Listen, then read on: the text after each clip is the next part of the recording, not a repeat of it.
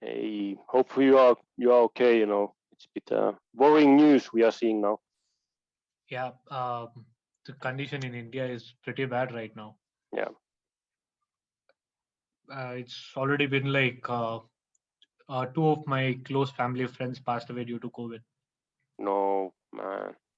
So, uh, if it is now, it has become like an absolute ratio Yeah, yeah, where if me being an individual, two of my family friends have passed away.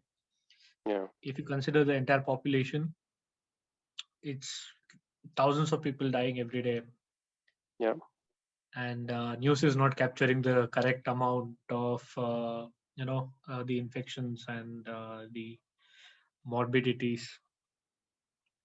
yeah. It's bad. It's I think I read somewhere that like the true numbers are like 2 to 5 times more than what's Yes. recorded, something like that. Yeah, because when we were running around in the hospitals to get the death documents and everything sorted Yeah, for the cremation and everything, we saw that the numbers being told to the people are very much wrong in comparison to the number of patients going yeah, out as dead uh, from the hospitals. So from last yeah. 1 month, I have been running in and out of COVID hospitals. Uh, it's been bad. We heard a little bit about it in the news, but quite frankly, it's hard to know what the situation is like on the ground. I Uh, mean, what you see on the news, it's like sprinkles on the ice cream. It's not the oh, true thing. it's always a case that it's very hard to get accurate reporting because, of course, everyone has their bias, and in situations like this, there's so much information. It's very hard to keep track of it. Do you think Yeah. things will get better? Oh, Not for another 3 or 4 months because see, I have been to about five major hospitals just in my city, running around for oxygen and other medicines. So we had to procure a lot of medicines in illegally because they are not available legally because of the demand. A medicine which is about $1 is costing us $200 in what? comparison in US currency, right? In rupees, it is much more greater. So it's been really bad, and every day just to get uh, the dead bodies out of the hospital, it's costing us money, Yeah. which is supposed to be free. It's costing us thousands of rupees, and to get them cremated, you need to take slots, Yes. appointment slots, and they can be oh sorry, they can be postponed for like 2 3 days if you don't get the slot, and then you have to bribe them because it's like 300 400 people who are coming in at one slot, Yeah. and this is in one city, and we have one city in one district, we have 30 districts, 10,000 cities. Things are really bad. It sounds like the death toll might become one of the worst in the world very rapidly. Yeah, but the thing is the world will not know. Mhm. That's the problem. Yeah. Yeah, well, we saw in Japan, we saw media footage of funeral pyres in India where, funeral homes were burning bodies en masse. Yeah. So it was clearly not good. And some of the numbers beside that didn't make sense. The reported death rate didn't seem to equal the amount of what we were seeing. Yeah. Yeah. Believe me, Well, it's been very difficult in last 1 month, and it's going on. It's like every other friend you talk to, they'll say, "Oh, we have a patient at my house," and the thing is, even the vaccines are a little scary because some people I know who took the vaccines are facing very severe side effects. hmm, One person had a blood clot in the brain, so it's getting bad. yes. Yes, we had in Japan, we had additional delays. There's no time schedule for having the vaccine in my age group. We've only vaccinated 1% of the population. We haven't even vaccinated more than 60% of healthcare workers. Oh, Part of that was because Japan insisted on recertifying the vaccines for better or worse. But we're having a crisis now for Japan, and our crisis is only 5,000 cases a day. So we had a very different situation from most countries. We just didn't have the same stress and the same problems, so we were exceptionally lucky. Yeah. Well, I guess we should run into business, but before we do, I just want to check in with everyone else. I hope that wherever you are, COVID is not proving itself to be too detrimental. Obviously, India and all our friends there are in dire situation. But I understand that much of the rest of the world is getting better. I know in China, we just had a meeting in China, and everyone was just there talking with no masks. It was like looking through a time machine. it was incredible. Okay, so the meeting today, we actually have quite a lot to do, and I'm delighted to see that Mark Giesi's on the line. Mark, I want to talk through some of the educational material, but before we do that, I was wondering if we could talk through the security extension guidance document for OpenChain, because we've had a lot of requests on that. And could we maybe start editing it and producing it? I'll give you one example. I'm gonna pull up a slide deck that we just did. Where is it? Oh my God. I was working with Wheeler, who's our head of supply chain security. And there's a presentation for NASA, I think tomorrow, on supply chain integrity. And we were working on supply chain integrity mapping, discussing how to use things like OpenChain, use things like SPDX and automation.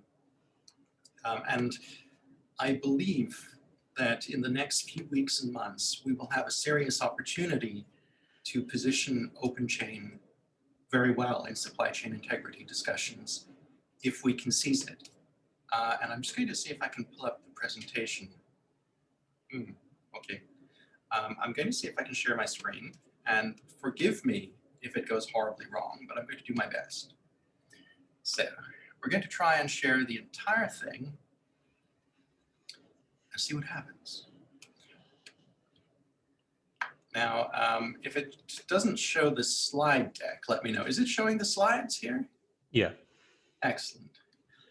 So the supply chain integrity map is nothing new for anyone in this domain. Essentially, this was built out of multiple other efforts, and we used a lot of reference documentation.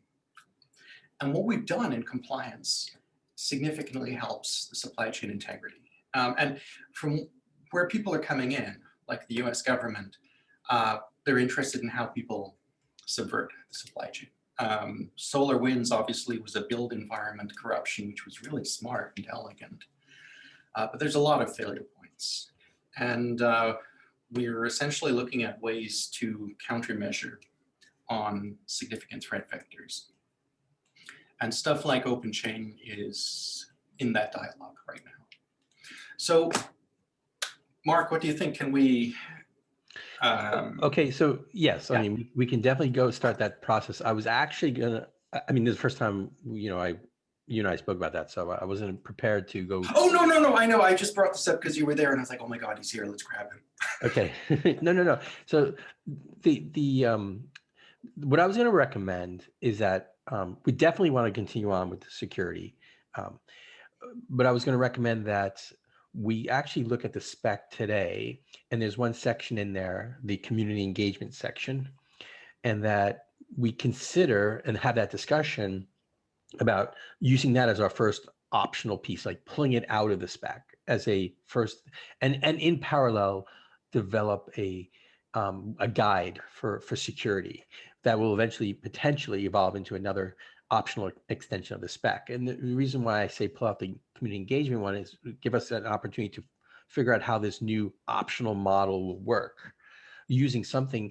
And I think by pulling out community engagement, one, it doesn't change the future of people. If you're already conforming, and if we suppose there was a 2.2 and it pulled out the community engagement, you would still be conforming by merely conforming to 2.1, right? You just have this optional piece. And it makes it a little easier for people to conform if they're new to the spec, right? Because it's an optional piece. And that But that was just a thought I had, and I wanted to have that discussion. However, I also believe that we should have that discussion and involve the security one in parallel as an optional future optional piece, because I'm not quite sure how this will work, right? I'm not sure we want to put the security into the spec along with license compliance without having it be an optional piece. Let me pause for a second and see if people have thoughts about that. I like this direction because it sounds like the community thing would be relatively quick and easy given our prior discussions. Correct. And it would not shake or change anybody who's already conforming. And it would make it slightly easier for those who are conforming, and it will give us some experience having this optional piece, because security will probably need to be an optional piece, because all newcomers to an open chain in the future may still be, there might be a fair amount that just right now focus on license compliance, right? And I think license compliance is like the basics, the foundation. You can't really start talking about trust around open source unless you're already dealing with license compliance. And of course, everybody's, security is a natural, and also the spec requires at the core a bill of materials to manage license compliance, and that's exactly what you need as input into the security as well. So yeah. Yeah, that sounds good. Everyone, what do you think? How about this for the direction? Oh, someone's in the chat. Yes, Steve here. I'm not sure I entirely agree with the suggestion that you would always start with license compliance, because I can imagine there'll be some organizations that want to focus specifically on security and have just internal use of their software, and they don't want to worry about compliance at that point. They would rather start with security, and compliance for licenses be the add-on. Well, we're focused on the supply chain, right? Trust in the supply chain, open source, trust around open source in the supply chain. Sure. And you can't really distribute open source in your product. You can't distribute your product if you're not licensed Yes, but you compliant. might be the recipient, but not the distributor. All right, I'm the recipient of it, right? But the distributor is the one who's conforming. The one who distributes the software is the one you want to trust. That's the one who's pulling all that stuff into the product that you're receiving as a recipient. So it's all about the distributor, right? Now there's also that possibility that you can talk about software as a service, right? And there's people who build internal systems and they somehow just want to deal with security. That's fine, but that's not as much of a supply chain issue, right, as it is. And I think open source right now, OpenChain is focused on the supply chain, building trust around open source among all the suppliers within that chain. I get that. But at some point that supply chain comes to an end. Sure, but that's where we live right now, and that's where we started, and that's where we're gonna take root, right? And I'm not against. I mean, over time, we could talk about it, but then if we were just say let's have a security piece, then what do we do? Rip out the license compliance piece, and then somehow have some shell, and then say license is an optional, and then security is an optional? That's a possibility, but I'm not sure that's a wise thing to do given our history and our base. And again, I generally believe that you can't really manage open source if you're not managing the licenses. Okay, fair enough. Yeah. Stephen, I think what you're saying makes sense, and I understand that. But I think, as Mark says, if you're looking at the supply chain as a whole, Stephen, you're sort of concentrating on the place where the software lands at the end, and of course at that point nobody's necessarily going to want to go for ISO certification, for example, around that, because basically ISO certification is declaring to the world, we are conformant with this standard, and therefore if you purchase from us you're going to be okay. But if nobody's actually purchasing from that organization, actually getting the standard is less important. But on the other hand, one thing that you have raised, which is very important, is that we are quite often advising organizations to conform with various parts of the OpenChain specification. Ultimately they're aiming towards complete conformance over the entire thing. But it's an incremental process, and they're looking at individual parts of it. From that perspective, a separate security model, a security option, needs to be seen in the context that it can be implemented, maybe not completely separately, because there are some things that you're always going to need, such as the bill of materials, which various other dependencies within the specification itself needs to operate. Sure. But so I think from my perspective, I think the plan that Mark was talking about makes perfect sense to me. But I think it's worthwhile having one eye on the fact that it's helpful from a practical implementation perspective if we acknowledge that people aren't necessarily going to implement the whole thing at one time. So essentially, just to retain the modular nature of it, really. I actually have a point related to that. Our survey, publishing the results this week, was remarkably successful, and it got us great information, but also peculiar information. So our community is very interested in Our community is very interested in OpenChain and very high satisfaction level. But weirdly, or perhaps obviously, a large number of people are not exactly doing health checks or conformance. They're using OpenChain for something else. And I think to Steve's point and to Andrew's point, they're taking what they want and what they need to do something else. And that's fine. I mean, people can conform with the standard for conformance purposes or use it in another context. And I think we should be perfectly open to supporting all those use cases. And indeed, that's what the optional extension would be for. Yeah, so I think it's a great point that made, and I think that, like the very fact that the point that people use it in piecemeal, and that this guide will be there, they can do that. So that would meet Stephen's need, I think. Yeah, I think that could serve that way. That's interesting observation, Shane. I wasn't aware that. This is new data. I mean, this was weird data. When I first saw it, it was interesting because it was like immediately before it, everyone was either extremely satisfied or very satisfied with the project. And then over 50% of respondents weren't using OpenChain for conformance. So what do you do? I put it into the chat if people want to see the specific image, just to see what it looked like. And just to be clear, I'm not talking about my needs or my organization needs. I'm very much into OpenChain for the license compliance stuff. I was just thinking that given that SPDX 3 has the different optional profiles, I was thinking there just might be a different focus. But Sure. No, I'm happy to settle that license compliance is the main thing. Yeah, I mean, I think actually when I think about the spec, and I think it's very consistent. I'm gonna go jump to this slide. When I think about the spec, and it really strikes me as what's core to the spec is a bill of materials. And this is a slide I presented in the past, right? And today what we do is we say one of the core requirements you want to do is get to that bill of materials and then systematically go through your bill of materials and check your license compliance, right? Most people organize themselves that way. Now, and then the natural thing is to say, well, security is something that you're going to want to systematically go through the bill of materials as well. And I also think that, and I separate out actually security and malware prevention, because I think SolarWinds is about malware. Security vulnerability is more like a vulnerability that could be exploited, right? You're vulnerable to something, where malware is like something maliciously put into the code that's there to do harm, right? And I'm not sure whether they should be separate or not. But again, this is a part of, I think, our roadmap to building trust around open source. So, and then naturally, there's this export compliance piece.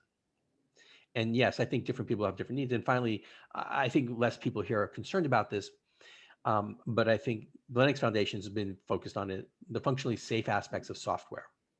And in order to do functional safety, I don't know if people are familiar with that, but you basically got to certify your thing that you got to have certain checks that you met certain requirements on your code. And you have to do that for all the open source that's in your code as well. So you have to have a bill of materials to systematically go through those. So I think this is our vision. And I think everything everybody said is really consistent to this still, right? The question is, how do we deliver that? Okay. So I always like to remind people and when we talk about SPDX, we're very much aligned with where they're going. In fact, I think we have a slightly more broader view in the sense that we're thinking about eventually dealing with the export, and possibly malware and possibly functionally safety. But yeah, I think SPDX and OpenChain are moving in sync. Okay. So let me pause for a second, because I think this is kind of where I think we want to go in building trust in the supply chain around open source, based on the feedback I've heard. Anybody have any comments about that? Okay. Okay. So back to the originally, I actually always like to take an opportunity to pause for a moment and ask us as a group. I mean, has anybody recently been using the spec in the current version? This is an opportunity for you to have that ability to communicate feedback based on your experiences, given the 2.1. Just this could be the small stuff right now that's in the spec. Anybody have any thoughts or concerns or feedback about using the spec that we might want to also consider? This is the basic 2.1 spec. Yeah, there's one piece of feedback that I've actually had, which is probably sort of worthy of a separate discussion. I know people have touched on this before, is the fact that we have a definition of open source in there, which I think is actually a great definition for the purposes of the specification, which is exactly what that definition is for. So I have no problem with that. But there are signs of people using that as a definition outside the scope of the specification. And of course, it also includes sort of open source like licenses, but licenses that are not compliant with the open source definition. So just one thing I would just like to open a conversation about when we do the next revision is, rather than using the term open source, we use a term like open source like or something. I mean, that's not the ideal terminology, but just to make sure that we're not generating a definition that can be used outside the scope of the specification, and can be used in the context of, you know, people who want to do open washing can find this as use it as a convenient definition.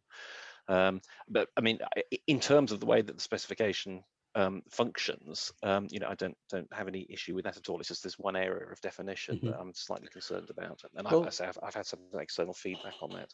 That's interesting. So actually, I think it's a good thing, and of course, I don't know the context of how it's being used and if it's creating a big problem in the world. But the very fact that we're putting out a definition that people are standardizing on is not maybe a bad thing. But can you help us understand the ways it's being used and it's creating a problem? Yeah, unfortunately, I was told by somebody who couldn't give me a direct example. So this is sort of hearsay to a degree. Okay. I myself was actually asked for a concrete example of that, because I think it's quite important.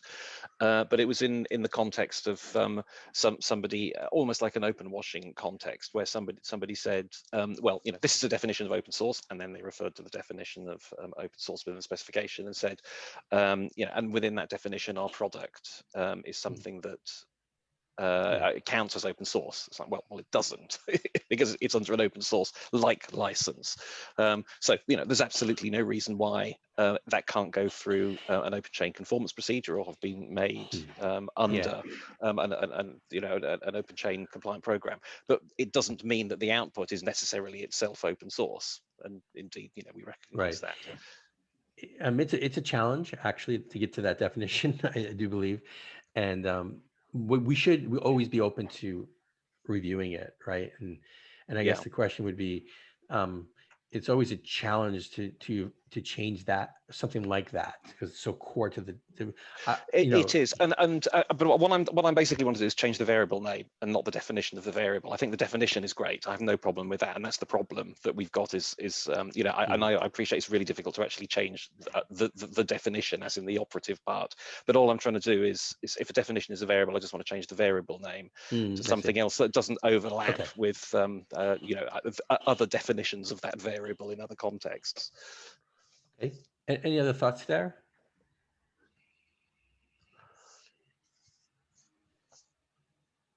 Okay, we'll give that some consideration. I'll add that to the issue list, and we'll see. But you know, what I really want to see is a upswell of others that are pushing that kind of need to change and over time. Okay. Yeah. Naturally, we would expect that. So thank you for that.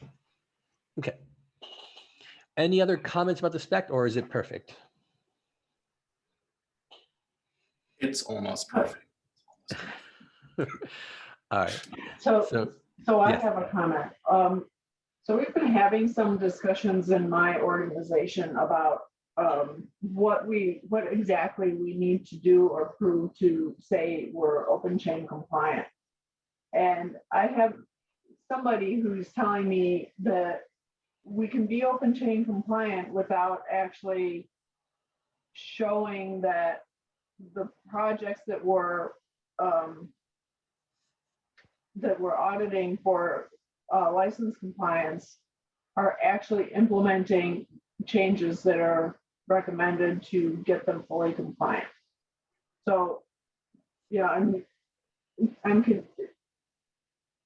always looking in the spec for something that says that specifically, and I tend to struggle finding that. Mm. So do you understand my issue here? Yeah. Actually, see if I can find let me see if I can find that.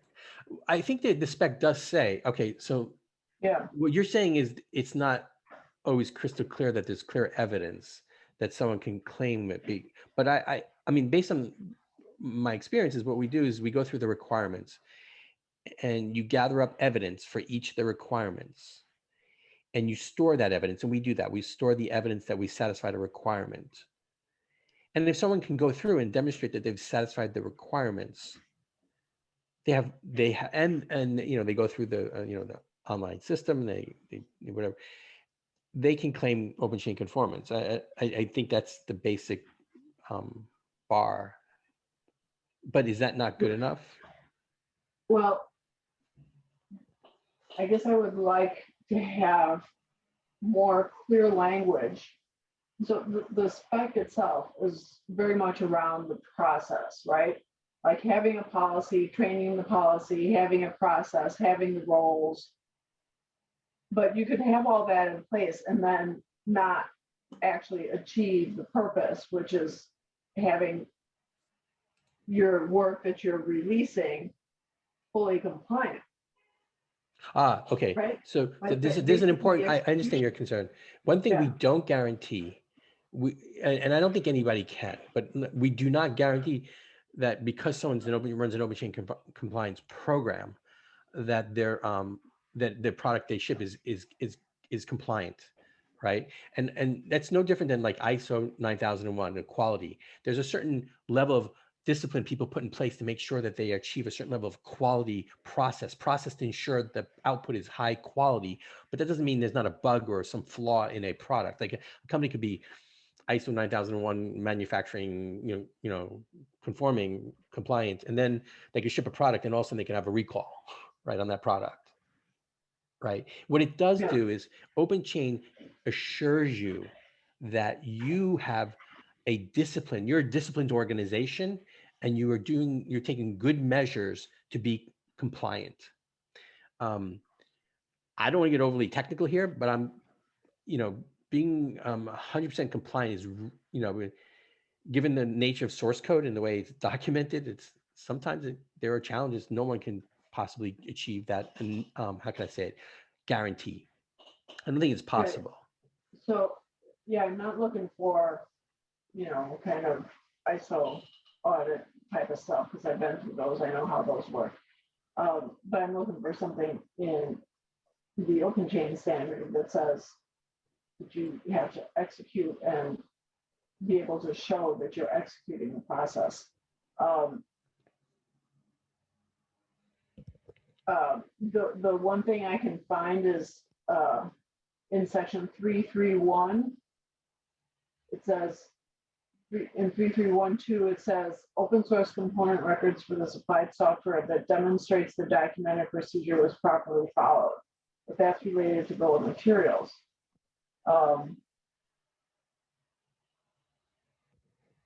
But there isn't, for license compliance, there isn't a similar statement that says that you actually follow the process.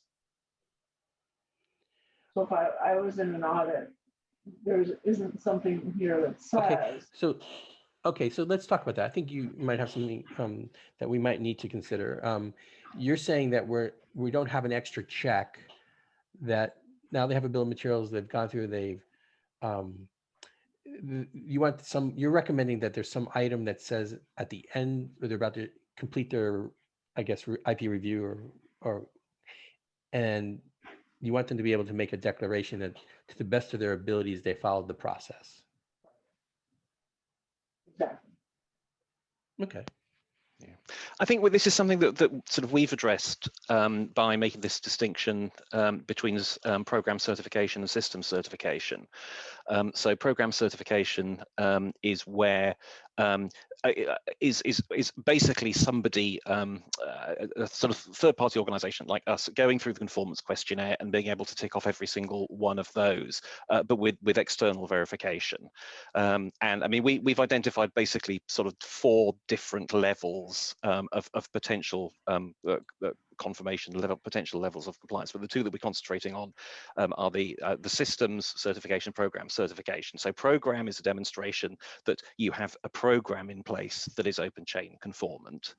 So that's basically going through and ticking off everything in the conformance questionnaire, but also sanity checking that it's possible, that the tooling in place is capable of producing the compliance artifacts that you say that it's going to produce. And that's something that you're able to say with a degree of confidence very early in the stage of the program having been established. It doesn't need to have to have run for very long at all. It just needs to sanity check. So it's a bit like saying that this factory is capable of producing sausages that are are not full of bacteria. And then system certification is akin to an audit certification, where after a period of time, a year for example, then you can look back and check to make sure that those systems have been effective. So first of all, you've got to make sure that clearly they've got to have had the sort of program has been correctly set up in the first place. But then you're checking to make sure that it has actually worked, and that the policies and procedures that they say that they've got in place have generated the outcomes that you need to. So I think you can draw a distinction there, and clearly an audit which has been performed on a series of policies that have been running for a period of time is going to give more comfort to a third party than something which just says, yeah, you've got all this stuff in place, and if you follow it, then it's going to work. Yeah. So I think, well, I have a comment, a follow-up comment, but before I do, does anybody else have any thoughts? So I understand what you're saying, and we can consider that. From our experience, what we've had is we've had companies, our customers come in and audit our processes. Then oftentimes what they do is they come in, we're a software vendor, we deliver a core piece of their product, and we're in the middle of the supply chain. They'll come in and the bigger companies will do audits, and they'll say, but it's a general audit. It's about the whole software engineering process, right? Mm-hmm. And they typically will have a question that says, how do you handle open source? Mm-hmm. And I go into the meeting, and this question has been around for a while, right? And I'll go into the meeting saying, we're OpenChain conforming, right? And here's the spec, and here's our evidence. But then they'll say, all right, for this release you have, show me the bill of materials. And I'll go in and I'll show them the bill of materials, right? Right. And they'll say for this, and so we're audited. That's a second kind of step that happens. And what OpenChain does is it allows the supply chain to audit people. It gives them a framework to audit around. Mm-hmm. And I think that's, a lot of people, people can claim to be OpenChain conforming, but they're also vulnerable because if they go out and make that claim, they have to be able to be audited. And I think that's an important piece no matter what, right? If you're in a big and important kind of industry or where, it's critical to get the open source right, then the bigger guys are going to come in and they're going to audit. But having said that, I mean, it's possible, but that would add another kind of level of complexity to the spec, which we can consider. I don't know if it would necessarily add a level of complexity. I mean, okay, so if I go into like an ISO 9000 audit, I'm a software guy too, so I've been through a number of those and run a number of those. the auditors are going to want to look at real project work. They don't want to look at your process that's sitting over on a web page and read it and say, oh, this looks great. They're going to want to show, they're going to want to see evidence that this has been executed. Mm-hmm. So that's right. And that is a possibility that we can have. There's two types of audits I see here. You could have someone go in and audit that you're actually following the OpenChain process, and we can partners that do that. But I also actually have this situation where my customers come in and audit us, which to me is more important to us, that our customers, trust us, right? Outright. Of course, auditing is a good thing too. But that's exactly what our customer does. They come in and they say, all right, I see we're OpenChain conforming. They're naturally going to ask us a lot of questions around, show me the evidence of all these different releases that you're handling open source correctly. But I say we're OpenChain conforming. That really focuses and gives structure to the discussion. And it actually goes quite fast at that point, because then we have this set of requirements and they go, oh yeah, that makes sense. And then we say, here's all the evidence for this release. Here's the evidence for that release. So that audit does happen even today. Okay. Now, and it's also possible, it doesn't change anything. I mean, you can have auditors go in and have someone audited. And I think that's part of our audit, I guess, program, Shane, right? That someone can go in and audit a company to check to see if they're OpenChain conforming. Yes. And, this is unfolding in interesting ways. I know that some companies are using third parties to do that. Some companies are having customers look at them. And there's proposals by some companies like our friends at Toshiba to have a web of trust where various companies in the supply chain might explore each other's conformance for mutual benefit. So yeah, people are checking in with each other, either due to customer relationships or simply supply chain integrity actions. So I guess what would you recommend then? How might based on this potential consideration, how would the spec possibly be, edited or altered to achieve the goal that you're looking for? Actually, I think it could be really easy.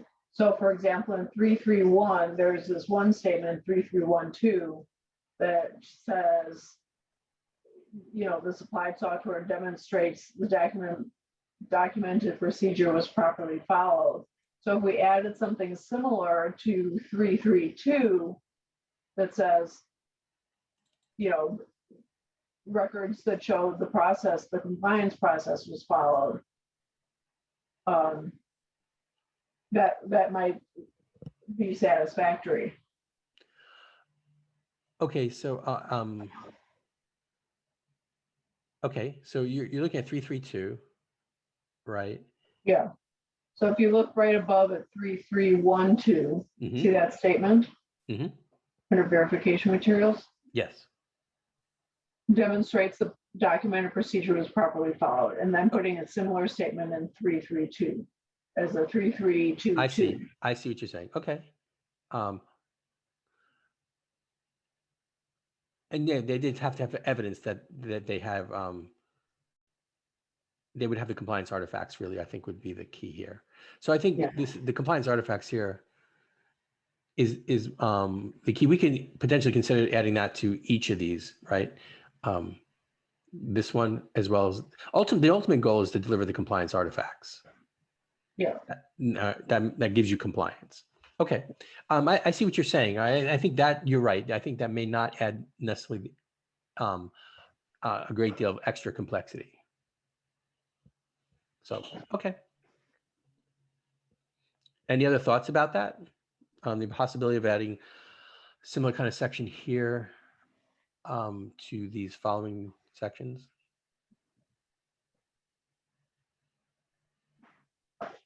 Okay. Thank you for that feedback. So while I have the spec open here, the section that I'm considering, and then we'll end briefly with how we want to move forward with the security guideline. Okay, let me just quickly go, and then we'll turn it back to Shane. So this is the section that we're thinking about pulling out. And one of the things people probably should think about is now we have an opportunity to add a little bit more meat to this, because people are concerned. It's very conditional. If an organization considers contributing to open source, now we can have an optional piece saying it assumes you're contributing, right? You know, a written policy exists and da, da, da, da, da. So I think that's one thing we want to consider. I don't think there may be a lot more here, but this is a good opportunity for us to have a little bit more freedom to put more meat on this particular section, because we were always weary because it was kind of like not orthogonal. It was kind of very related, but a little different to compliance because it was really about your engagements. And I know that the Linux or the open source community really wanted us to have this kind of piece in here. We're not able to give it, I guess, as much content as we would like. So I'm going to leave that with, this is an opportunity, I think, in our next few meetings to talk about what does it mean to pull this out and whether we want to expand that as an optional piece and then start treating it as an optional piece. And again, I don't think that'll be too disruptive to anybody already conforming or anybody in future conformance. Okay. With that said, let's talk briefly about security and how to go about that. So let me see if I, let me pull up my slides again. All right, so anybody have any additional thoughts about the security slides? Because the security aspects, just general comments while I find my slide deck again. Here we go.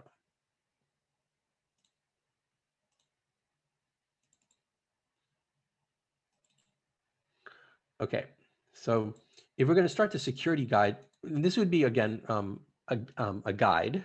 It starts, everything that's more radical than, say, the computing engagement starts out as a potential guide, and we'll evolve the guide that will eventually hopefully be something that we can transform into a set of requirements that would then possibly be an extension. So these are some of the core tasks we were thinking about when it comes to security. These are high-level kind of sections or areas of consideration. Does anybody have any particular thoughts either about the set of items or maybe an additional section? Because I think what we'll do is start with trying to fill in these sections. We might move out malware out of it because I think we probably will.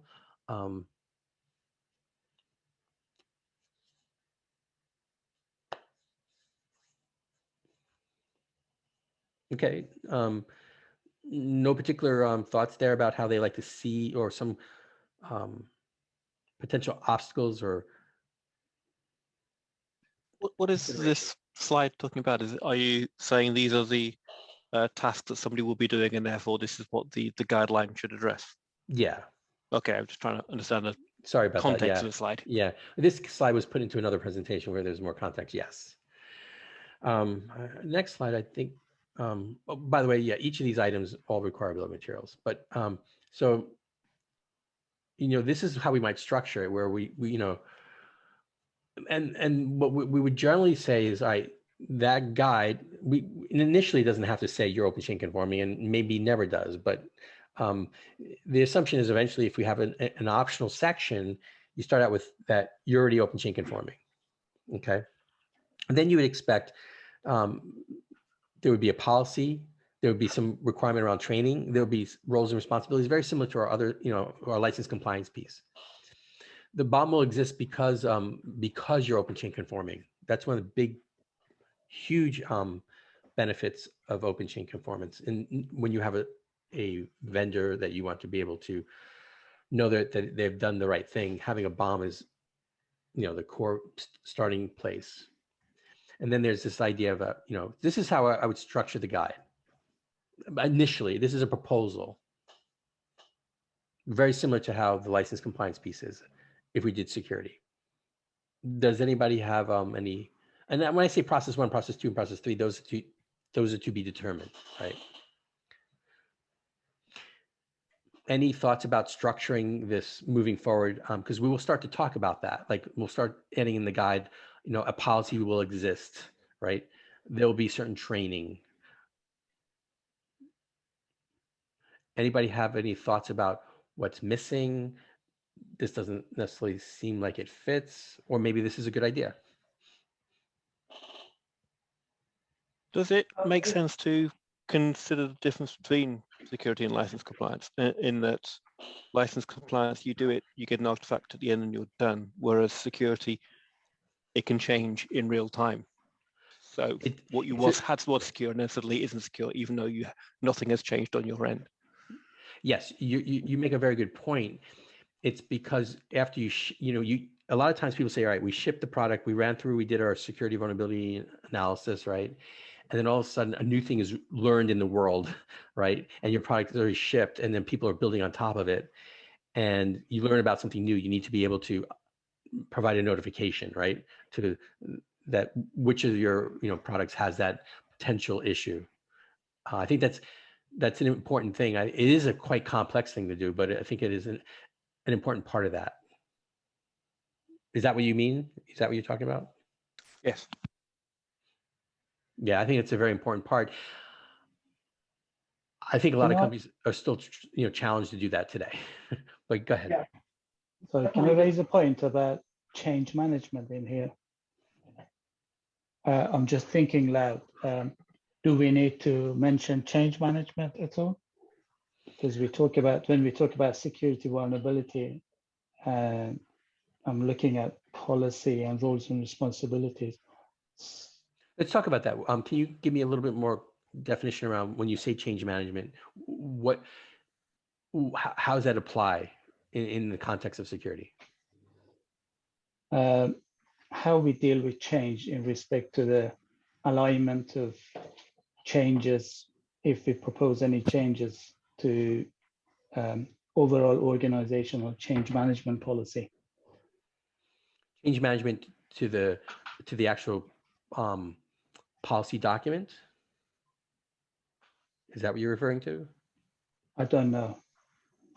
Sorry, I'm just, as I said, I'm thinking loud here. No, that's fine. No, it's okay. I'm trying to see from a change management perspective if there is any need to change management to be mentioned in here from a policy perspective.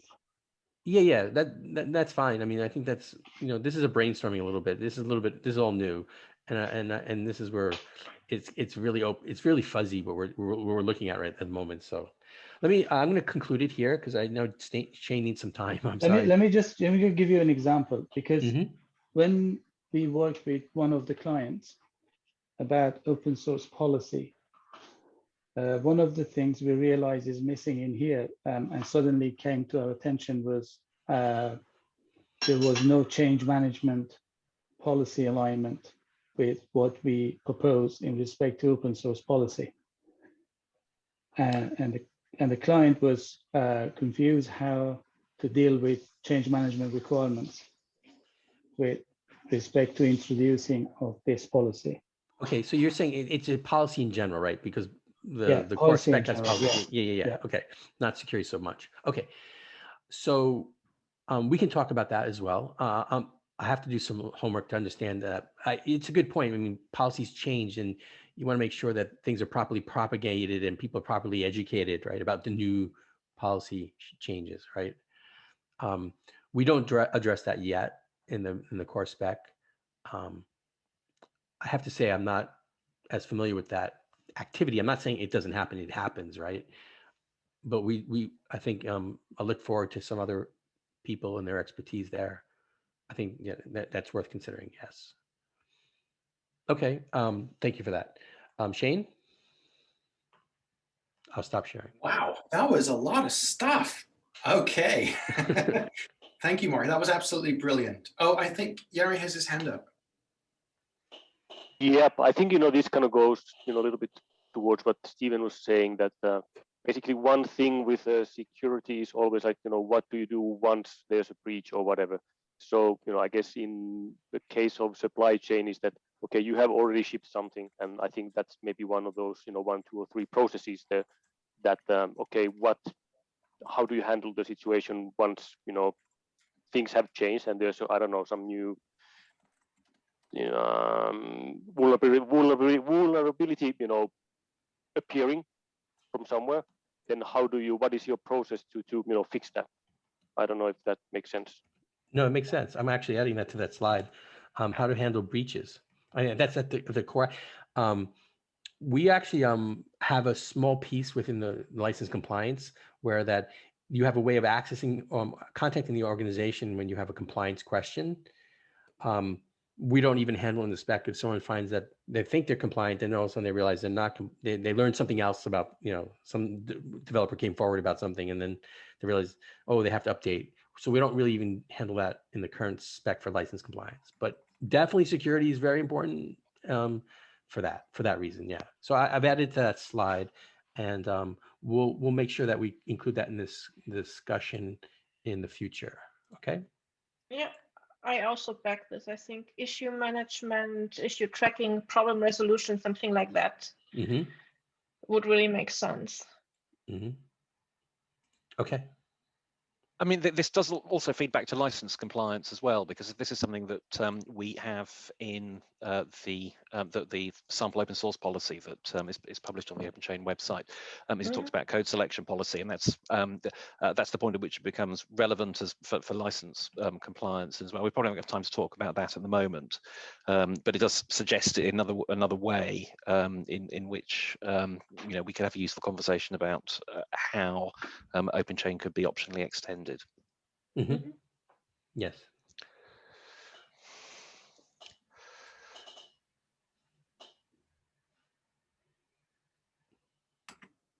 Right. Okay. So I'm just about to send a link. LF training has come back to me. So, oh, Mary just wrote, change management topic is a big one. Yep. So Mary wrote, change management topic is a big one, but maybe not necessarily something that should be addressed in the context of OpenChain. It also includes how to handle security breaches in 10 years when the system is no longer in maintenance but needs support. It's not specifically an OpenChain topic, but a project management, config management topic. Yeah, I think we're kind of falling into the supply chain integrity broader discussion there. And I will bring that to the table at our next meeting in 2 weeks. To go through what we've done in the Linux Foundation on this so far, so that we can talk through in more detail. I just made a post to the chat. LF Training sent a ton of requests and made one major suggestion regarding the training course. The bad news is they want more material, or to be more accurate, they want us to flesh it out more. Now, I'm doing my best to cover all of their topics as quickly as I can, but if people could jump in at the document and resolve 1 or 2 of their comments, that would be super great, just to help it along. Long story short, LF Training want to flesh out some of the explanations. They want to make the descriptions less PowerPointy to ensure that it aligns with the other courses. So it isn't a rewrite, it's just lots of little things to add. And like I said, there's a ton of comments open on the Google Doc. And I'm going through them and trying to just fix them as quickly as I can. But if you could go in and grab something easy and close it, that would be really great. I think we have somewhere in the region of 40 or 50 comments to address. Now, the second thing that LF Training did, which did surprise me, is they're now suggesting that we consider not using edX, but hosting it on the LF Training website. The reason they're suggesting that is because they want to talk about having a certification at the end of the course. So providing a Linux Foundation course completion certificate. And that's something I wanted to raise with all of you and see what you thought about that.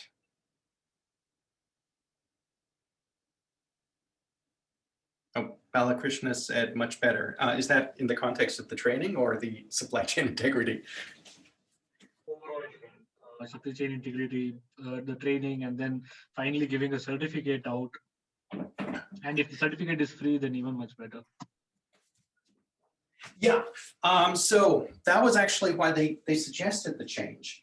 edX, they couldn't get a free certificate. You have to sign into the account and have I think a paid account. But with the LF Training hosting, they can give a certificate, but themselves. And that will be the same as all the other LF training courses from kernel engineers onwards. So it would be a very respectable certificate. I didn't expect them to put that on the table at this early stage, but they obviously like what we've got. And that's what they want to do if we're okay with it. That will be I thought completely. it was going to be LF training.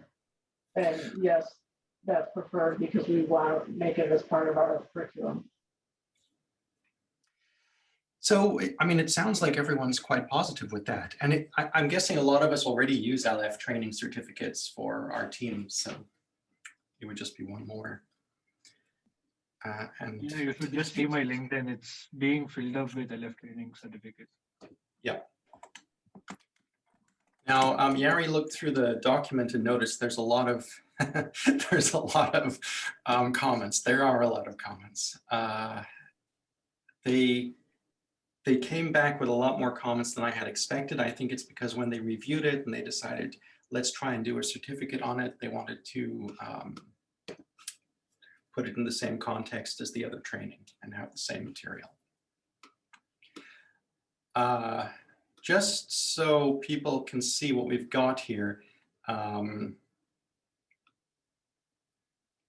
just going to share very quickly what the Linux Foundation has. They've got a catalog of courses in case you're not familiar with it, and you know, they've got various training and certification and so on and so forth. And what they would have for us, the current thing on the table, is they're looking at, we would be able to have a course completion and so on that would basically give us credibility. And it will be zero priced. Don't mind the $300 courses and things. Ours will be zero. Okay, yeah, we're in a good place. We're in a better place than we were in terms of just having a course. We're now going to have a very respectable course, but we do have comments to close up. They are ready to go and put this live as soon as the comments are closed. Any of the really heavy lifting in that, where you know something substantial has to be done, don't worry about it, I can take that. But if you can help close some of those, it would be super useful and it would accelerate things. I would love to just get this finished by early May at the latest, so we can get that course live. Balakrishna, over to you. I mean, you're the chair of this. This is your baby. Yeah, but I'm sorry, I've been very less with my baby recently, but I'm not able to see the comments. Oh, okay. You might have to click open with Google Docs. Open with Google Docs. Oh, can you please reshare the link to me? Sure. I'm resharing the link with edit permissions. I'm just having trouble finding. Yep, there we go. This is the link, and it should open in a way that allows you to go in there and edit. I'm going to show you specifically how to do this, okay, in case you're stuck. I'm going to change my screen share, and I am opening up this. This is what it looks like when you open it, and you just click that Open with Google Docs button. And once you click the Open with Google Docs button, it makes it all editable for you. And you should find all the comments on the right-hand side. Thank you.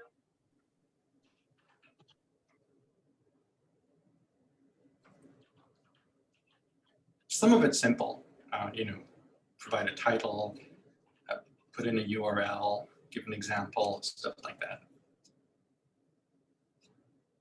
I can't imagine how much time Magdalena spent going through this document. It's a lot.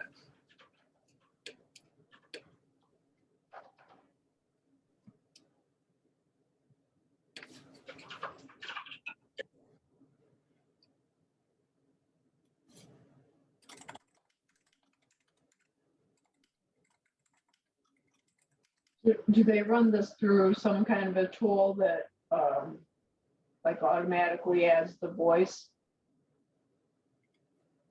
Oh yeah, we can do that, I believe, optionally. And another thing is we can just simply record it. We did that before, I think, with SPDX training or compliance basics for developers. So we'll definitely be able to work on that. I imagine the first version of the course might go live as quickly as possible without voice, and then we'll update it with voice soon after. If they can do it mechanically, that'll go live at the same time. I will double check. Thank you, Mary.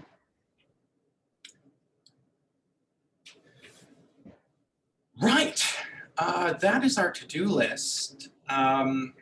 So Balakrishna, I don't know what you think. Maybe we could have a specific education meeting, and we could spend most of the hour working on this next time. Sure, Shane. Shall I? Okay, I'll send an invite out for Friday, 30th. Oh, I have a suggestion. I'm not sure this will work, but my suggestion is, why don't we grab our webinar next week? That takes place at, I believe, 11:30 a.m. India time, and have that webinar as the edit time. Just pause the webinar schedule and have the edit time on this course. That will be the 4th of May, Tuesday. Oh, that's great. Okay, I will announce to the community that we're doing that. Right, everyone, we're out of time. Thank you for an incredibly valuable conversation. And I know this recording will help a lot of people in Asia when I release it. I'll try to get it out within 48 hours. Thank you, Shane. Take care, all. Have a good day. And Balakrishna, be safe. Yeah, thank you. Same to all of you. Thanks, everyone. Thanks. Okay. Right. Bye-bye. Bye. Yep. Thank you. Bye.